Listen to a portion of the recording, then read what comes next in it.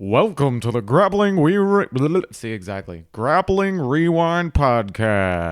Welcome to this week on the Grappling Rewind Podcast. In this week's show, we're going to recap who's number one, Craig Jones versus Tye Ruotolo. We're going to recap Third Coast Grappling 7, headlined by the middleweights, and we are going to recap Fight to Win 174, I think, Yep. Emil? 174, headlined by Tex Jhonson, Lucas Barbosa. We are also going to preview Fight to Win and BJJ Stars 6. Is that 6? Yeah. As always in the show, I'm your host, Maine, my co-host. Emil. Those Roman numerals threw me off. I went, I got a V and an I. I don't know what that means anymore. Been a few years since elementary school. Among many other reasons. So where do you want to start? We got a little bit of news. The Polaris squads, Team UK and Ireland versus Team USA, has been postponed. New date is August 7th. There's been some UK restrictions with lockdown and how everything is being handled over there, and so they have pushed to August 7th. That card looks amazing. JT Torres, who is the captain for Team USA, got married this weekend as well. Hell yeah. So congratulations to him. Other than that, I don't think I have any other news. There were some announcements for ADCC, Road to ADCC, after Who's Number One, which look dope. We have Craig Jones taking on Lucas the Hulk Barbosa.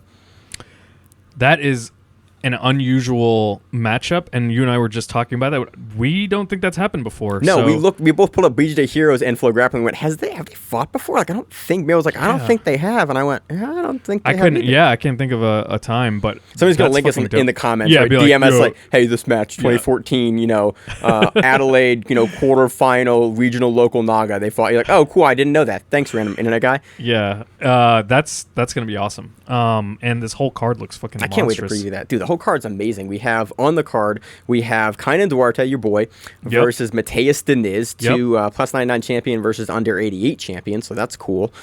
We also have Mikey Musumeci versus Geo Martinez. We'll talk about Mikey after in a couple of matches here because he took on Junny Ocasio. Yep. And I think great. Geo is definitely the next to take on a 135 at bantamweight. Super fun matchup. We have Nicky Ryan taking on Dante Leon. That's going to be exciting as hell. Yeah, that'll be awesome. I haven't seen Dante in a little bit here, and so it'll be the matchup between him and Nicky Ryan is awesome. We have Elisabeth Clay taking on Ana Carolina Vieira. I think I said I wanted this matchup 2 weeks ago. So hey, man, you manifested it. Super happy it's happening. And Andrew Wiltse is going to take on Roberto Jimenez. That's exciting. That's, I think, stylistically such a thrilling matchup. And I can't wait to see what happens there. I think, the stand-up in that match will be excellent. See, I don't know if it's going to be stand-up because, both guys will stand up, both guys will pull.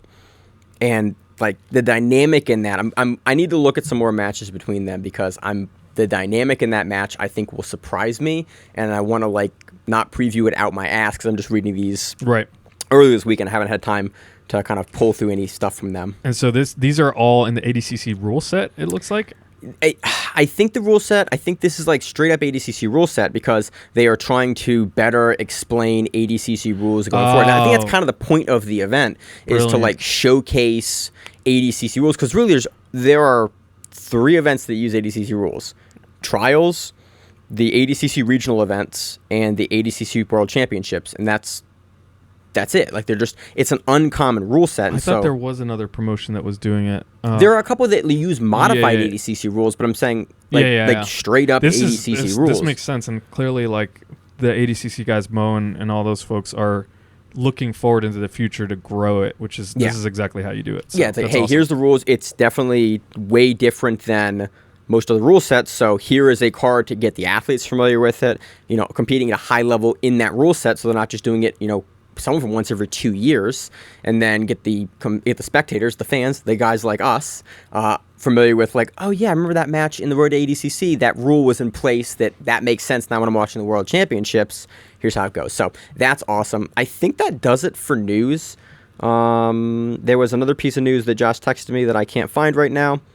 Let's move into the recaps. What do you want to start with first? Let's do Who's Number One, Craig Jones versus Tye Ruotolo. Where do you want to start with this one? Start at the top? Yeah, at the top. With what the event is named after, buddy. So this was a great matchup. We had previewed this weeks ago. I think months ago. I think we previewed this a couple of months ago. And then Craig had to pull out. Yep. So it's exciting to see this up again. Craig looking fucking big, coming in 22 pounds heavier than Tye Ruotolo. And he decided to use that weight, which is why wouldn't you? But it was definitely more of a wrestling heavy performance. The commentators were, I think, really surprised about that. You were less surprised about that. I was a little bit surprised because strategically it makes sense. It does make sense strategically. We just haven't seen Craig wrestle in like a year or so, like really wrestle like in the way he did in this match. But we also haven't seen him with, I think, the size advantage and strength advantage in a while like this either. I think it was a smart move because it allowed Craig to dictate the pace of the match. Mm-hmm. Because I mean, the Ruotolo brothers are gonna whoop your ass anywhere, but like their passing has to be fucking exhausting to deal with. Yeah, because they are everywhere. They beat you with pace. They beat a lot of guys with pace. It's like you can run for this at 5 minutes, 8 minutes, 10 minutes, but you can do a 15-minute match and they're still and this kid is coming like at you leaping all over the place. Mm-hmm. And we've talked about how, to me anyway, Atos is probably the best, most diverse passing game as a gym. Yeah, I think, especially Nogi, I think that's very reasonable to say. They're so good at switching it up, and throwing in like easily a half dozen completely different kinds of passes at a really high level. That's just awful to deal with. And so it makes sense. Like, do stand up. Take him down if you can, which Craig was able to do. That is the most BJJ way to put that. Yeah, do stand up. You do the stand up. Do the fucking stand up. Craig hitting a foot sweep, which was fucking great. And that's been in his arsenal for a lot of years. We just don't see it a whole lot. He's been money with that. Yeah, and we saw his Uchimata game a lot in this, which was great. And early on in the match, Craig hitting Uchimata, chaining it into a body lock. That was beautiful. He throws the Uchimata, but he's not quite like hip to hip when he throws it. So Tye's leg comes up. As Tye goes to replace the leg and stand down, Craig goes behind and grabs the body lock. And I went, as a guy that throws a lot of Nogi Uchimatas, I went, that is a neat trick that I will have to rewatch repeatedly. Yeah, absolutely. And like, Craig, we've seen hit Harai Goshi as well. There's that a lot very of those famous Dante Leon throw from Kasai. Right. The Danaher guys do train up on their judo a lot. Mm-hmm. So I think, absolutely seeing that makes total sense. Great body lock passing as well by Craig. We're seeing that enter the meta a lot. I think being pushed by the DDS guys. I think Zach talked about it a couple of months ago. Maybe actually might have been during the Yuri Somoza and Nicky Rodriguez match, where it's like we just saw Nicky Rodriguez just diving in versus Yuri and being successful with the body lock passing. He was like, I think this is going to be the next new meta for heavyweight and and Nogi passing especially, and having Craig now implementing it and Gordon's been implementing it more, and we've been seeing it come to prominence and come to the forefront of a lot of the higher level Nogi guys, and they're using it as a primary way to start passing. I think kind of hit the nail on the head there. Yeah, absolutely. I mean, this is a whole different discussion, and I'd be curious to hear what Zach says, but I think it's one of the safest ways to initiate passing. But anyway, back to it. Great body lock passing by Craig. Tye goes for the first of many buggy chokes, which we will probably be talking about at least once more in this podcast. Yeah, because his fucking brother hit one again. Yeah. Again. Craig was hip to it, though. I was really impressed because Craig maintained a distance.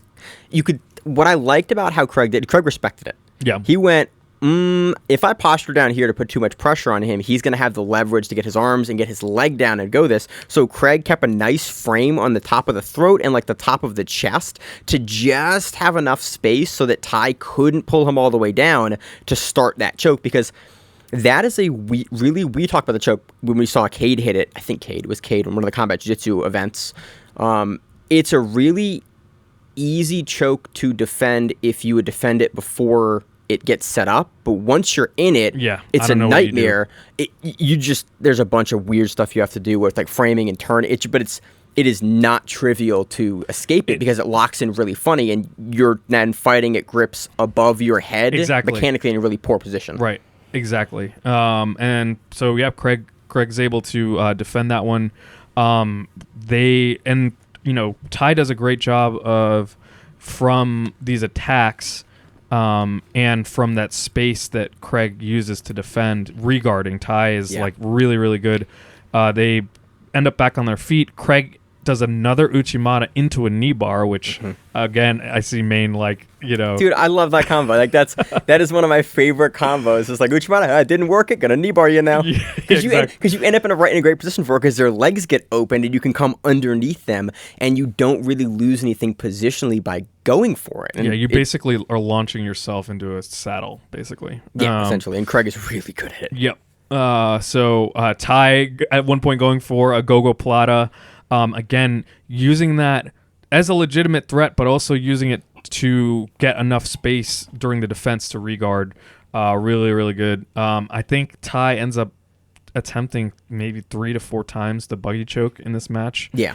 Kind of going to the well a little bit on it, and once Craig, I think, got hip to it, I was it wasn't concerned, but it was just, I kind of wanted Tye to be going for something else, because it was like, Craig kind of has figured that out, and you can always catch someone with it, and it's an unorthodox enough choke that he probably doesn't see it with any frequency in the gym, and so you can catch a guy with something like that. Yeah.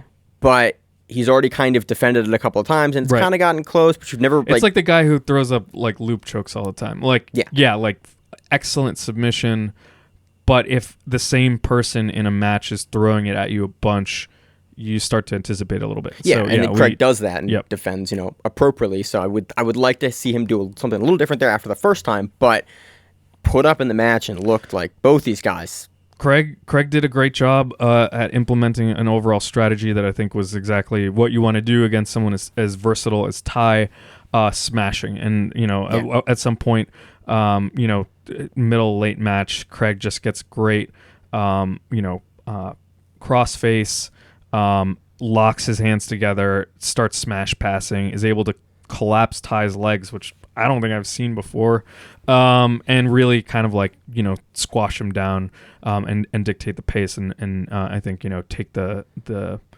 decision there. Yeah, I think it was a pretty comfortable decision for Craig here. I was happy with it. I think Tye will come away, that whole Atos team will come away with more information about Jones's game, their versatility, and like Tye and his brother are both continuing to improve. Very, very happy with the match. Yeah. And I would also, down the road, 6 months, 12 months from now, be happy with a rematch as well. Oh, hell yeah. Yeah. No, it's awesome. Next up, we have Mikey Musumeci defeating Junny Ocasio via decision. Mikey gave his performance a 3 out of 10. I want to let you think about that. I mean, Mikey is clearly a perfectionist. Mikey looked dominant, so... Yeah. It was cool to hear him talk about it after the match, though. He did talk about... He goes, Junny's very quick. He goes, he's very hip to the leg game. He's very hip to the entries, and, like, I just wasn't as, like... What did he say? His term basically was... He left too much space and wasn't quick enough and tight enough on his transitions, which allowed Ocasio to continue to escape and continue to defend. And I was like, that was a really interesting take, Mikey, because you were extremely dominant for most of the match. It's also terrifying because he's going to go back and refine his game based on that. That's terrifying. That's utterly terrifying. Yeah, the number one bantamweight in the world is going, I felt really bad about that dominant performance I had. I'm going to get better. It's like, kind of reminds me of like Gordon. Like that, I didn't beat the guy by submission. Like, I don't feel good about that. I'm going to go back and fix what I did wrong and make it better. Yeah, I mean... In a different kind of way than Musumeci does. It's true. I think Gordon is... There are aspects where I can tell, like, Gordon... People can beat him in certain transitions and certain things, and he doesn't.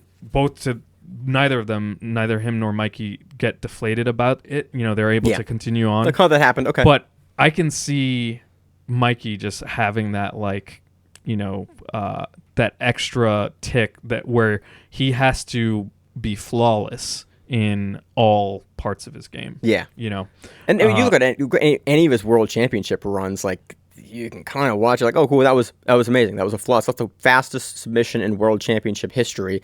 Mikey Musumeci, like, he looked great. So what we saw a lot in this was some double-seated open guard. Junny was coming up quite a bit. Junny at one point getting and you'll have to tell me what the nomenclature is here, but that Jesus. hip lock, it was like a Z-lock. He calls it a Z-lock. Yeah, he started to set it up a little bit. It's been, I mean, this happens to be, not infrequently, but like it's been a little while since I've looked at something and I'm like, I have no idea how that works. I just straight up, you look at the mechanics. I'm like, I don't know what that setup is. I don't know what he's doing here. Yes, I understand that it's a hip lock. Yeah, I can see how that is applying pressure. How the fuck you get there, how you defend it, all that. This was just awesome, and great to see Mikey looking comfortable the entire time, and eventually reaching for his own straight ankle. They called it. It looked a little like twisty. Mikey has a bunch of different variations to the straight ankle that he hit. I'm trying to think of exactly which one you're talking about here, because there was a lot of feet in this match. There was a lot. He'll do like a tomahawk. He'll do a variation of a Kayotera footlock. He'll do like a low ankle Kayotera footlock. He'll do like a twisting ankle lock, but from the ankle lock position where it's like not quite a heel hook, but it spins kind of out down like a heel hook. That's what it looked like when he was throwing it up to get Junny to react to get out of that hip lock, and it worked. Eventually, Junny had to bail, and they exchanged quite a bit here. But I think what absolutely seals the match is it ends on a deep guillotine into an anaconda choke that Mikey hits on Junny. Junny rides it out, but it looked deep. I mean, it looked like if there were 30 more seconds, that might have been a tap. I think that was definitely what I think Mikey looked dominant throughout the entire match, but that was definitely a stamp at the end of the match. Like, cool, you're defending a top body submission that's not a leg submission that is deep. We know Mikey's good there. Yeah, I think it was just like it was a very definitive decision for Mikey. I think the Martinez match with Geo Martinez is a great match. I think Martinez is definitely going to be a bigger guy, because I know Martinez sucks some weight to get to 35 when he gets to 35. So I think he's going to be longer than Mikey, taller than Mikey. He's going to be more experienced in no-gi. By far, his entire career has been no-gi. Right. I think I've seen a couple pictures ever with Geo with a gi on. I think that's correct. I haven't seen it, but yeah, it should be interesting. Those guys are also both going to. We're probably going to see a lot of double-seated open guard in that one too. Oh yeah. But yeah, so Mikey takes the decision. Mm-hmm. Next up, Erin Harpe defeats Rafaela Guedes via decision. You ever pick completely wrong about the dynamic of the match, the way it goes in the match, who you think's going to win the match? Erin Harpe impressed the shit out of me in this match. Yeah. Harpe was on top for a lot of the match, even getting in a good heel hook attempt, Yeah. Awesome hip bump sweep that she hits too into a guillotine. Yeah. I thought at certain points in this match, I was like, okay, Guedes is going to come back and turn around. Like we've seen Guedes on the defensive a little bit before, but we've never seen her sustained for a long duration of a match like this on the defensive and trying to fight back. And towards the end of the match, she definitely got on top and imposed like a really good, heavy mount pressure game. But she was never able to like kind of dig herself out of the hole that Harpe, and with the sub attempts at the beginning of the match that Harpe had thrown up. And I was super impressed with Harpe here, because I don't know if we've covered Harpe before on the show. And I think we have, but to come up and take one of the top women in the world out via a pretty like comfortable decision, just based on activity, your passing, your submission game. Yeah, I mean, Rafaela did also have like a pass and a mount at the end as well. Yeah, but yeah, you're right. I'm definitely impressed with Erin Harpe, and this was an awesome match. Yeah, definitely excited to see more from her, because I can't recall on the show. I can't recall a match that I can point to on the show having covered her, and that's a tragedy. So yeah. Excited to new name, yep. And obviously a really exciting one too. So mm-hmm. Next up, we have Kade Ruotolo defeating Cole Franson via buggy choke. Fucking buggy choke. Kade was like definitely, bringing the heat here for a little bit. Was in sort of like a top half type position. Mm-hmm. Cole was able to get a sweep, and Kade was like, "All right, I was impressed with Cole there. I was like, ooh, Cole might change the momentum of this match here. He's putting a lot of pressure. He gets past, and then Kade goes, yeah, you passed. But at what cost? But I have this choke. But I have this choke here that no one knows how to defend, right? Because no one ever sees it. Right. And both my brother and myself are very good at this choke. He just locks it in, and I went, in the commentary, loses their mind, and I lost my mind and yelled at my TV. I went, no. I think my exact words were, no way, not again. He's not going to get it again. Oh my God, it's in. I think he's going to get this. Oh yeah, it was super so deep. And then you saw Cole look and go, up. I can't push the leg off. I can't push the hand in. I can't. Up. I got. And that's the top. Yep. It's a buggy choke. Don't go for this choke in your gym, but it exists. Or do. Prison rules, man. Always. Man, props to him, dude. To hit two of them in less than a year. There's something there for them. Like to have the confidence to get your guard past and to throw that how he does. I mean, you can see it. It's like if the person's head is low and they're really pressuring into you, and you get your hand behind them, it's like, oh, at this point, it's like. I think it's really funny because the Ruotolos are so active. It kind of feeds into their game really well as a counter because they're so active with their guard, and so like.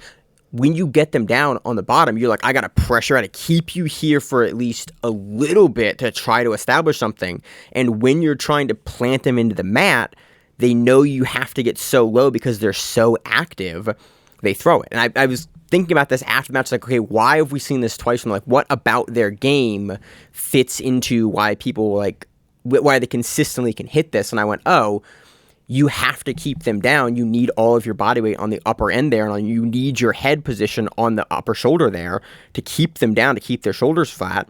And they throw this as a counter. And I went, that's really cool. I would not be surprised to see them continue to hit this based on like you needing to commit so much of your body to the top end. And if they stay that flexible and they don't like really get like, huge and much, much bigger, if they stay kind of like lankier like they are now, I could see it being hit in the future. Yeah.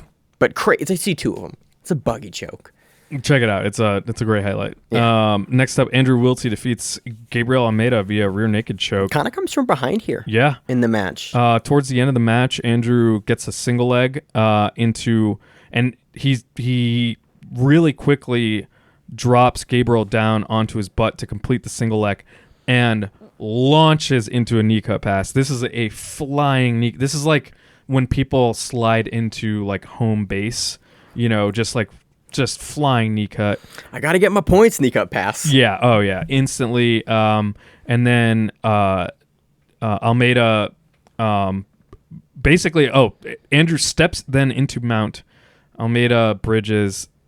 Andrew takes the back off the bridge, traps the arm. The trapping of the arm was super nice. Like, I love how it's so smooth with how he does it, and he does it from a really, really high chest position, like with the legs. Like, he's not doing that low arm trap. He does the really, really high arm trap where once you get the arm trapped there, you know that it's probably not coming out. And then he does a great job with the outside arm, the one free arm that Almeida still has, of getting thumb and hand grip there, pushing down, and then you see Almeida, then you're just trying to fight the choke with your face essentially. Wiltse is super good, keeps his chest nice and tight to Almeida there, and then just threads under the neck just enough to have his hand under and starts to dive it under, and is able to get the finish. Yep. Really, really impressive come from behind win there, and to get the submission in the last period. I forget where, it was like probably 3 minutes left or something like that. Impressive. So, yeah, we're going to see Wiltse versus Nicky Ryan next, and that is a super tough match for Nicky Ryan. And I'm excited because now they both have wins over Gabriel Almeida. Nicky had a really close win over Gabriel Almeida. I think it was a close decision. I don't think it was a split, but it was a close decision. It's a great match to make. Next up, we got Micael Galvao defeating Oliver Taza via decision. Yeah, the title of this week's show is How Fucking Good is Micael Galvao? Oh, yeah. Back-to-back days. We're going to talk about Micael Galvao when we talk about Third Coast Grappling here in a minute. Third Coast Grappling 7 middleweight GP. Galvao weighing in at 182, taking on Oliver Taza. And Jesus Christ, Micael Galvao looked good here. Yeah. 15-minute match, and we'll talk more about his game coming up in Third Coast, but he's an absolute fucking savage. Yeah. Anything in this match you wanted to cover specifically, or no? Michael Galvao's good, but we're gonna spend the entirety of the next segment talking about Micael Galvao. Very good. Watch it. Taza did what Taza does, like some interesting wrestling, a lot of pushing on the feet. He would drop for the legs. Galvao did a really great job defending and working like passing attempts off it. Overall, just puts up a dominant performance on Oliver Taza. Haisam Rida defeats Miha Perhavec, thank you, via armbar in what I guess is now the fastest submission. Second fastest. I think it was 36 seconds, if I recall. Haisam hits a rolling armbar, or rolling Kimura, really awesome, like diving over the guard. He kind of takes Perhavec down, and then like immediately goes to pass, but instead of passing, he just jumps over with the Kimura grip, kind of like we saw Craig Jones do to Tex Jhonson at Grapple Fest 2 years ago. Was that, from the guard, he just jumps over with the Kimura, takes the back. Perhavec does a great job turning into it, and Haisam goes, well, I'm not going to get your back here, so I'm going to switch off to the armbar, switches down for the armbar, and that was the match. Yep. It was a great submission. Again, I want to see Haisam versus Kaynan, which is what this match was supposed to be before Kaynan pulled out, and Kaynan's training partner, Miha, went in. After this submission, there's even more reason to make that match. I still want to see it made. Cody Steele defeats Philip Rowe via decision. Long, grindy decision. And Danielle Kelly defeats Jessica Crane via knee bar. Dude, this knee bar was nice. Danielle Kelly inverts here, and Jessica Crane does a really great job and kind of holds on the hips for a long time. But Danielle Kelly is able to get that double hand grip behind the knee from the inversion and just kind of wait it out. And eventually Crane has to make this weird decision where it's like, well, do I try to jump for the back, but she has the knee, so I can't. But I'm kind of posted up on my legs, and Danielle Kelly is able to get up, turn the corner, and then it's such a difficult place to defend the knee bar. You have to be getting up and out prior to them making the turn. And, Kelly finishes a great knee bar. So I think we'll definitely see more from Danielle Kelly in the future. But that was Who's Number One, Craig Jones versus Tye Ruotolo. Any kind of closing thoughts on the matches? No, it's, great matches, obviously. 15 minutes, not my favorite. Yeah. You're more of a 6 or 7 minute kind of guy. That's right. Yeah. But still, great event. Yeah, a lot of fun. Watch it. It's on Flow. All the matches are parted out. They even have actually some of the submissions that have been parted out as well. So you can watch those if you just want to see the ending sequences and the subs. A lot to learn from it, and it was super enjoyable. So under a recap of a Third Coast Grappling, we're just going to talk about the men's 185 GP. There's about 4 hours of matches and footage and interviews on Third Coast Grappling. This is another pay-per-view on Fight TV, and it was dope. Let's start with the quarterfinals. First match, Roberto Jimenez defeating Adam Bradley via golden score in the overtime. So Third Coast Grappling does a tech fall system, first to 11 points, and then if there's no either submission or tech fall in regulation, you go to first to score. The person with the most points or the person that the referees decide is the aggressor gets to choose what position you start in, one of the standard positions, and then you take it from there. Jimenez looking really dominant at some points during regulation. I thought he might even just get the submission there. Dude, I thought he was going to finish that side naked choke twice on Adam Bradley. The back game and his ability to switch and stay on the back as Bradley rotated his shoulders out. I'm always impressed with Jimenez's ability to get around you, and we see him use that from the guard, that swim under behind your back so many times. He's gotten really good on the back, and his ability to continue to pummel his legs as someone's rolling to stay on their back continues to impress me here. Yeah, really, really frightening. Really great. So good defense on Bradley's part. Was it a takedown or pass? Or I'm trying to remember now. Yeah, we just had the notes, and I didn't take a note on what the golden score was. I can't remember. No. Close. Gets it in golden score. Next match, we have Pedro Mourinho taking on Pat Downey. He takes it via a knee bar. This was surprising to me because Mourinho was standing with Pat for a while. I thought, obviously, I was like, that's a bad decision, Pedro. You maybe shouldn't do. If you don't know who Pat Downey is, a very credentialed, world-class, world team USA wrestler, recently transitioned over to jiu-jitsu and submission grappling. And not a person anyone in jiu-jitsu probably would ever want to stand with. Pedro Mourinho went, I'm going to snap you down. Yeah. There was a a great snap down moment. Pedro didn't chain it go into anywhere, anything. but it was just way more aggressive with a credentialed wrestler than I expected. Right. And it was kind of funny because it looked like Downey wasn't quite as ready for that. Like he just didn't expect that kind of pressure from Mourinho initially, and then very quickly Downey kind of sets his feet again, and he goes, "Oh, I'm going to wrestle you a little harder than I was going before." There was moments where then Mourinho was trying to set something up, and Downey just shucks him off.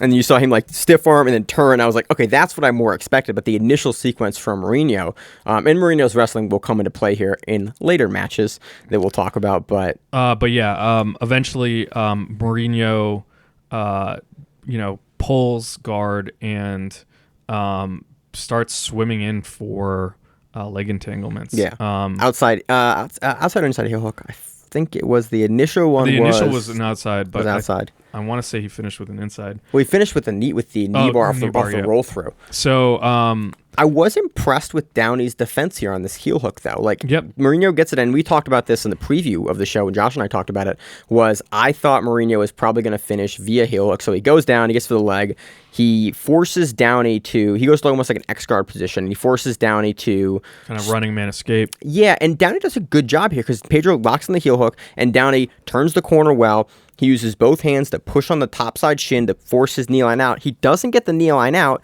He goes to his butt. He finishes the push, and then Mourinho goes, I'm going to still get your legs, though, and then does like an inversion roll over as Downey kind of goes to kind of engage again, and finishes just a standard like Gracie combatives knee bar from that inverted position once they come out to the side. But I was impressed with Downey's initial defense there and kind of the calmness of that defense in the heel hook because, again, coming from wrestling, there are not any submissions and there especially aren't leg locks and you have the shoes on.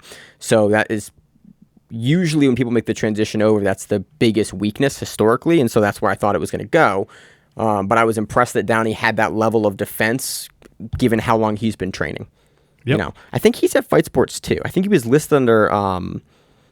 Connecticut MMA, one of the MMA places up there. But for some reason, I thought Josh found out he was training at Fight Sports. So now he's with Galvao and Cyborg. So that'll probably be something that he kind of shores up. But Pedro gets it via knee bar. Excited to see more from both the guys and excited to see kind of how Pat Downey continues to develop here because he defended a heel hook.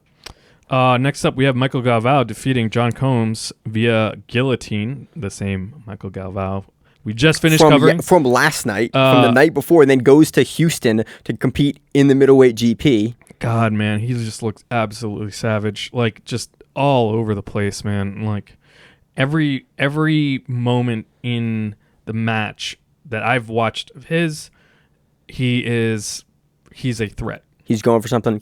At no point do you get to rest in a Micael Galvao match, and that's even more for the next match. Galvao takes this via guillotine. The next match he has versus Pedro Rocha, which is even more crazy than this match with John Combs. Eventually, Galvao shoots a super deep arm in guillotine, and he gets the tap really quickly from Combs here. And I was really surprised because Combs has a 63% win rate via guillotine. Yeah. So to get a guy known for the guillotine with an arm in guillotine, and as quickly as because he locks it in, and it's 3 seconds before Combs taps. Yeah. And he doesn't look like he's super onto the side, but just the hand positioning must be so good that he just catches Combs here. Watch this and watch the entire run of Micael Galvao here. There's stuff to learn. We have 25 to 30 minutes this weekend of Micael Galvao footage almost. Watch Micael Galvao's match. We covered him last week. He is 2021's Wagner Hosha, Mr. Competition, competing every week. Go back and watch his matches. Next match, we have Pedro Rocha defeating Gustavo Batista via referee's decision. Definitely the slowest match of all the middleweight GP matches. A lot of work on the feet. Yep. Some passing attempts, and it goes to referee's decision because it's non-scoring. Next up, semifinals. Pedro Marinho defeats Roberto Jimenez via golden score. Via that wrestling. Yeah. This is, I think, the 5th or 6th time these guys have faced each other. I could easily look it up, but I'm just going to go off the top of my head, and I think it's 6. Yep. They've met at Third Coast Grappling, I think, 3 times. They've met at IBJJF, I think, twice, and they met somewhere else one other time as well. And, I mean, the match was real scrappy and great. Yeah. And then in overtime, Marinho hits an amazing blast double. I mean, like a head in the chest, knock you over. But, not just knock you over, lift you up and lift himself up so that both people are off the mat at one point. Just really great. And, it wasn't one of those real blast doubles where it's like a 15-foot drive. This was he gets low and then he just pops both of them off of the ground. It was awesome. It was like a real, it's like wrestling. It's what that looks like. Yeah. It's like he did the stand-up, Emil. Yeah, he did the stand-up. He did the stand-up, and then it worked. Yeah, again, I am curious. I know Mourinho's been working his wrestling because he's been posting about working his wrestling, and we've talked about him improving that over time. It was awesome to see. It looked great. Yeah, it was awesome. And wins him the semifinal match versus Roberto Jimenez, and I think these guys are even now. I think it's 3-3. It might be in favor of Marinho now with this victory. But yeah, these are both new black belts too. We're gonna see the guys going each other so many times. Yep. I'm thrilled for it. Next up we have Micael Galvao defeating Pedro Rocha via heel hook. This was the most holy shit match of the entire evening. Micael Galvao opens the match with a violin arm lock that he standing. No, that was the second one. Oh, okay. The first one, he ends belly up violin arm lock, and Rocha was like, well, Rocha got tapped there. And Rocha goes, I'm actually really tough. I'm not going to tap to this. Doesn't tap to it. Then gets back up. Micael Galvao jumps the guard in a counter to a single leg with the violin arm lock in again, and Rocha's able to get out of it again. They go back and forth. It goes into the overtime. And so they were all over the place. There was a dispute on scoring. This match had it all. Goes to overtime. Galvao chooses bottom position, and he hits a really kind of strange outside heel hook. Well, what I noticed is Galvao is really good at if you disengage with him in guard, he's good at getting in almost bear trap position, with the leg. Because both he did it in this match, he did it in one of the previous matches, and basically getting you to turn, and from there creating enough space to get the entanglement. But if you look, it's a position that comes up a lot in transitions with him. At least I'm beginning to notice, where he has your leg, you're turned away, and it's almost like a bear trap position. He's good at grabbing that and then clearly doing stuff with it. And so he just fucking cranks a heel hook in overtime. He doesn't go for the points or anything. He's like, no, I'm going to tap you. He's like, I'm gonna win here. Yep. But that's kind of Micael Galvao is everything right with what professional submission grappling should be. It's the things he does, which is be super active, always go for the finish, always try to be progressing your position and finishing, and he hits a heel hook here. It's awesome. Finals match. We have Micael Galvao defeating Pedro Marinho via. This is an armbar. All kinds of fucked up armbar. We watched this before in the pre-show, probably for 10 minutes, and just talked about it to figure out exactly how we were going to describe what he hits on Pedro. Here's how I'm going to describe it. Envision a no-gi omoplata setup, and you're initially kind of doing almost a little go-go plata thing under the chin, but they're creating a little bit of space, and then what you're doing is you're taking that arm that's trapped, and you are shoving their wrist into your armpit, And so it's like a violent arm lock, but instead of having the wrist on your neck and you're pinching and you're trying to force at the elbow with your hands, the wrist is trapped under your armpit and you're trying to force at the elbow with your leg. With your leg. So you're taking that omoplata, and rather than like rotating to become parallel to get their shoulders to the mat, you're staying still at about 90 degrees, and you're rotating your hips to be able to push down on that violent arm bar. So whenever I've hit this variation, because I love violent arm lock, and this is the way to hit it, I always have to have my hips up. Micael Galvao does this with his hips low still, and that was the most like surprising thing, is he must force his body up onto it without having to engage his hips to get his hips on the side of your arm lock. He uses his leg to do that. Yeah. And that's just not something that I have seen anyone do at the high level to get a finish like this. It's before. A quick tap. It's surprisingly quick, because you see Mourinho, they've been kind of a passing position, like an open guard, almost like a high De La Riva hook. Like a lasso guard position without the gi. And all of a sudden you see Mourinho kind of go to post and turn, and Galvao comes to the side and just taps immediately. Yep. Super quick. He's got a straight arm lock, a free space, straight arm lock. And Micael Galvao wins, I think it's $15,000. Hell yeah. Yeah, $15,000. Well deserved, man. What a fucking run. What a tremendous run. Yeah. So yeah. Galvao, keep an eye out for him. I mean, he in a big way. He fucking submitted his way through this to get that the $15,000. Oh my god, he did, didn't he? Yeah. Oh, Hosha. Yeah. He guillotine, and different stuff every time. Yep. Yeah. A guillotine, a heel hook, an armbar, 2 on the top, 1 on the bottom, 2 joint locks, and a choke. Yeah. That's gangster. That's the what's the El Dorado meme? Yeah. Like that meme with John Goodman. Yeah, that shit was. It was amazing. It's been a great weekend. So, anything else on Third Coast Grappling? Love the Josh Palmer on commentary. Always killed it. Him and Sean, always. All 3 guys were great. I love hearing him on the mic. Let's move into our recap of, if I can find Fight it. to Win 174. Let me find it. Fight to Win 174. Just gonna talk about the top 2 matches on this one. Tex Jhonson versus Lucas Barbosa. Yep, Tex Jhonson takes that decision. Really in the last minute. Yep. So we saw, Barbosa doing his crushing passing, pressure passing, wanting to dictate the match that way. But really could never get around Tex for. I don't think he ever fully passes Tex's guard. There's one stand-up exchange that Tex tries to take Barbosa down. They go off the stage. It was pretty neat. Everyone was fine. And then there was the heel hook attempt at the end of the match where Tex, getting deep on a heel hook.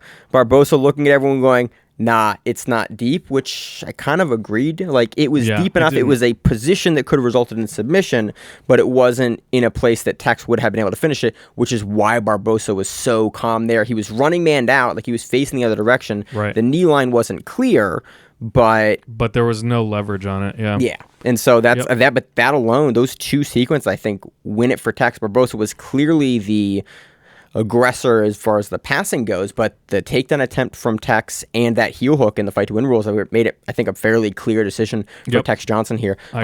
Curious to see if Tex is going to fight for the title again. I think he has 2 of the Masters titles right now. I think this was an adult title. So we'd be curious to see with a win over Barbosa. He's probably next in the front runner for one of those adult titles at, this will be plus, is this under 99 or plus 99? I have no idea. I think under 99 kilograms. So, next match, we have Raquel Canuto defeating Tubby Aliquin via 4 minutes of triangle from the back. I think it was actually the triangle from the back that finished. I didn't think it was the arm. It did look like a choke. Yeah. Just crushing presence from Raquel, getting to mount, just being able to isolate Tubby's arm beautifully, stepping into the triangle from the back and staying there for a while, doing the smart thing, which is to attack the arm, which is isolated. Especially, I was thinking about the tactics here, because she had her husband in the corner, not Raquel, Jamie, not Jamie. Yeah, The other Canuto. Oh my God, it's gonna kill me. The exciting one. The exciting canoe. What is her husband? I'm looking at her husband's face right now. Yeah, me too. I can picture him. Canuto versus Dante Leon. Yeah. What? We were there. We were Matt's side for the match. God, this is just gonna fucking kill me. Hold on. I'm doing the thing in my head where I just yell. I'm like, how can I not get this? Hanato. Yeah, Jaime. Dude, it always throws me off the Jaime. And so her husband in the corner, and they were just like, the game plan was great there, where it's like you're in fight to win, where you're winning on positional control and submission attempts. You have no incentive to like move on to the next position because you're currently scoring, and you're scoring the entire time. And so if the body triangle from the back, or not body triangle from the back, the triangle from the back is one of the best positions you can be in fight to win, because you're actively in the process of submitting, you're holding a dominant position, and you're preventing your opponent from attacking. So she was winning this. She does something really nice here where Tubby actually starts to escape and is able to get her leg underneath Raquel's locking leg and force her off, but Raquel actually is able to keep position, change the legs, go to the other side, which I was very, very impressed with, gets it even tighter on the triangle from the back. Now, the funny thing with the triangle from the back is that usually to finish the triangle from the back, you have to sit up because your shin under their neck and your chest pushing their head forward into that shin is what finishes it. So with Canuto on her back for the entire time, like in that position, as she's pulling the arm, the choke is tight and it's there, but really Tubby has to worry about the arm the entire time.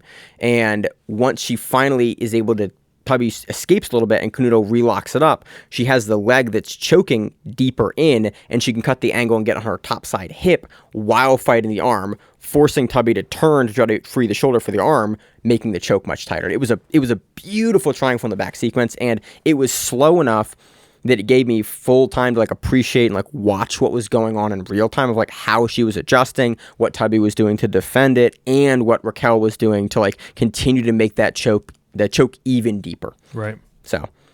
Yeah. Outstanding. Yep. Very dominant. And that's it for this week. We'll read the results for Fight to Win at the end of the show. Let's move on to the previews for next week. We got Fight to Win 175, and we got BJJ Stars 6. Thanks. The Roman numerals every time, man. This is an, as per usual, monstrous lineup.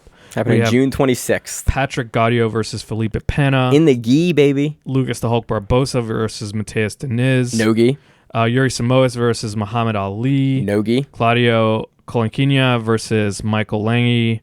Gabriela Fetcher versus Bianca Basilio. Lucas Gualberto versus Nathan Chung. Whole bunch of others. I'm not seeing other. Hudson Mateus versus Demetrius Souza. Arthalo Maidana versus Kaynan Duarte. Yep. From AOJ. Yep. You saw him 2 weeks ago on Up Your Game in the semifinals with Micael Galvao. Yep. And that was a crazy good match. So we're going to start with previews here. Let's talk about a couple of these at least.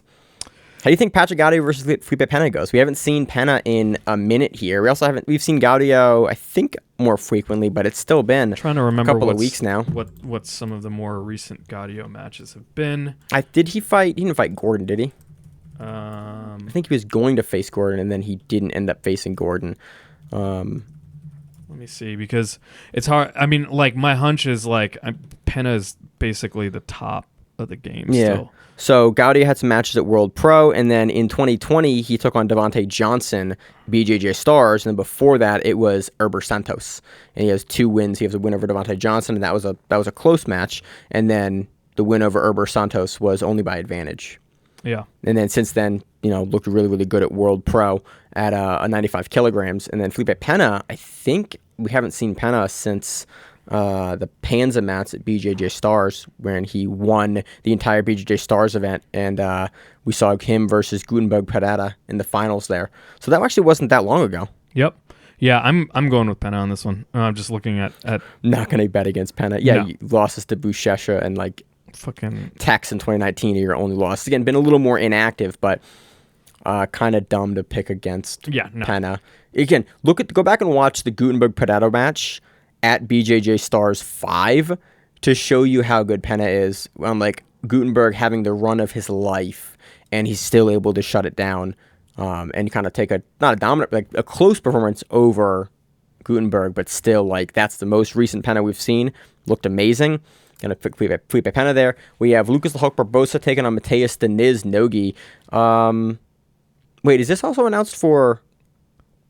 Who's no? That's This is gonna be an interesting match. I mean, I'm picking Hulk here. Versus Diniz, really?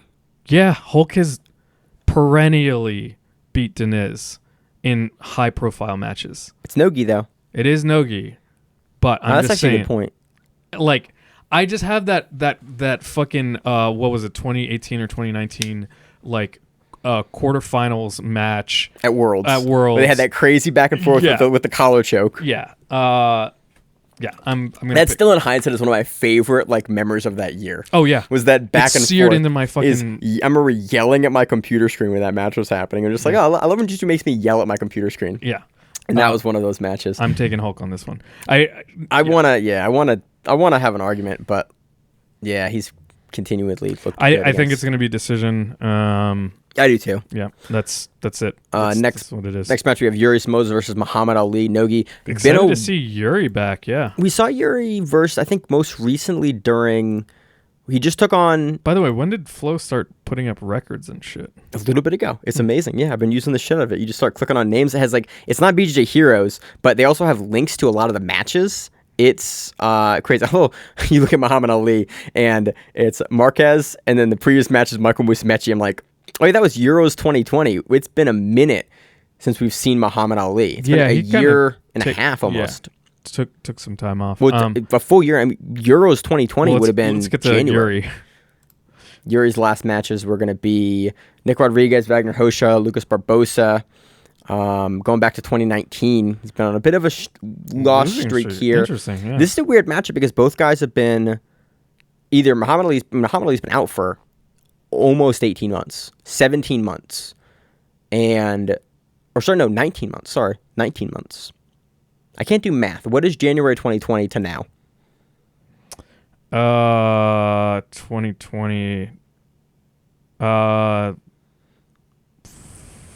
18 months. Okay, yeah. He's been out for 18 months.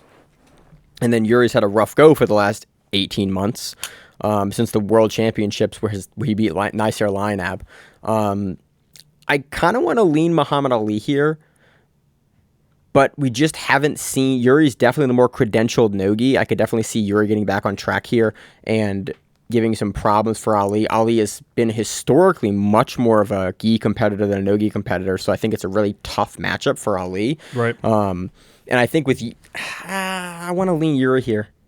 Yeah. I'm going to lean Yuri here. He's been much more credentialed in no-gi. He's been having a rough go at the current top of the heap guys in but no-gi. He was also doing MMA and stuff. He wasn't like fully doing and I think since he had his match in one FC that didn't go so great, he's moving back into grappling again. And I think there's just too many X factors for me to pick Ali right now with 18 months and almost 2 years. I mean, 2019 ADCC was the last time we've seen him in Nogi versus Rodriguez. Yep. So I think, or no, sorry, that was Lachlan. Lachlan was the last time I saw him. I'm going to pick Yuri here, but not like confidently, just because I think there's so many X factors going into this match. It'll be great to see both of them back. Yeah, no, it's a fun match to make up. And then there's a bunch of other matches on the card. Anything else you want to preview here? Not anything. So it should be a lot of fun. And then on Fight to Win, we have Ethan Krellenstein taking on Gabriel Souza. It's a fun match for the main event for next week for Fight to Win. Cool to see Ethan getting headlines now. Yeah, that's awesome. I mean, we've been following him for 7 years for me, or 7 or 8 years for me. Wow. Like a long time. I remember hearing about Krellenstein years and years ago, like at TriStar. Yeah, TriStar. I'm trying to remember when I started becoming aware of him. I think for me, it's probably been more like 3 years. Because he was one of those guys on the super fights that was always on super fights, like on like the middle undercard, like up in that mix, huge in that scene forever. Right. Maybe not 8 years. Maybe I think 6 years. at the time, like, certainly 7 years ago or whatever, Eddie Cummings and Gary Tonin were dominating the public's view of that team. Mm-hmm. And also, I don't know how much he was training down in the blue basement. But when he actually made the transition over. Yeah.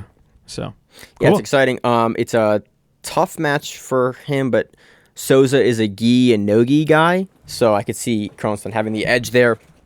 Krellenstein's had a little bit of a rocky, up and down. But recently having to fight the Ruotolos, like that's going to be rough for anyone. Yeah. I don't know how I want to lean here. It's one of those matches, if Ethan's on, I can totally see him taking it. But Souza has such a good way that he game plans as well. I could see him kind of playing like spoiler and like shutting down a lot of the game that Kronstein wants to play.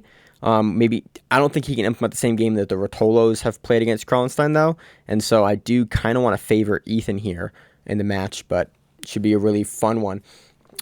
Anything else, Emil? Nope. I think that's it for this week. What do you got going on this week? Anything fun? I've been training again. It's been fucking great. Nice. How's your body liking you? My body hated me, but it's adjusting, and it's just fucking been awesome. That's awesome. It's so great to be back. Yeah, just both gi and no gi doesn't matter. Just fucking anything I can do right now feels just fucking. How many days a week are you training? 2 right now, 3 soon. Awesome. Hopefully get up to 4 if my body can keep up. You're 4. Your body's like, hey man, 4 every other week. Maybe we'll talk. Yeah, I definitely was called like old man already, and I'm getting just fucking demolished. But hey, it's you're like, oh cool, it is what it is. Really good, and I've been gone for a minute here. Oh yeah, absolutely. Yeah, you gotta knock the rust off, and you're like, oh cool, I gotta knock rust off, and everyone's really good. Yeah. Awesome. Yeah. I'm not looking forward when I can come back in like I think 4 or 5 months right now. I'm like, oh cool, coming off of surgery, everyone's good now. Yeah. It's like I need to become a ref. Everyone is like, has games that are flowing, and I'm like trying to even execute basic single moves, let alone like sequences. Dude, I'm watching white belts do lapel shit now. And I'm like, but not like they have a game and a thought process with like a couple stripes on the belt. We're like, oh no. Yeah. I got old. Yep. Where it's like, I have to now we're washed, man. I have to now learn this to like fight it in my own gym, not like something we just talk about on the show where it's like, hey, he's doing this lapel game. He got the worm guard. He's got the lapel lasso. And I was like, nope, he's doing that to me in my gym. And I need to be able to shut that down by not just being athletic because I had back surgery. So time to learn the technique. I have like 2 lapel guard instructionals that I've been like kind of piecing through like, okay, how do you deal with this? Okay, good. I'm talking to Rachel. She's like, why would you defend it that way? I'm like, I don't know how to do. I don't know what I'm doing. Yeah. She goes, all right, do this. Put your hand here. I was like, oh, that makes a lot of sense. I should definitely know how to do that. She goes, yeah, you need to learn this. Oh my God. We're so washed, dude.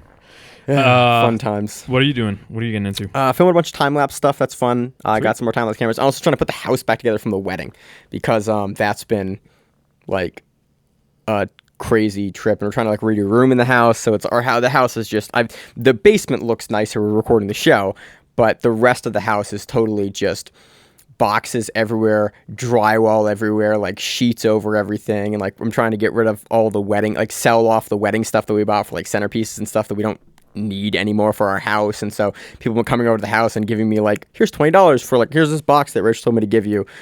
So that's been fun. Dog's been losing it. But yeah, overall just like the whirlwind of trying to put everything back together and like calm back down since the wedding. And then we have a couple of commentary things coming up that I'm going to try to do as well.